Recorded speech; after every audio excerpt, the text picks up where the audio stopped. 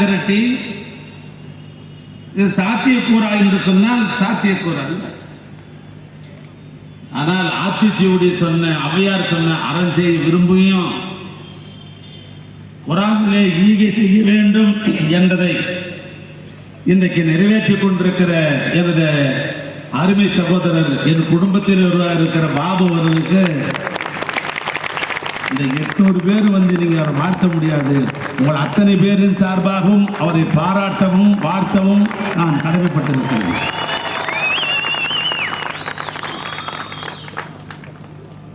இப்படி ஒரு அற்புதமான நிகழ்ச்சி.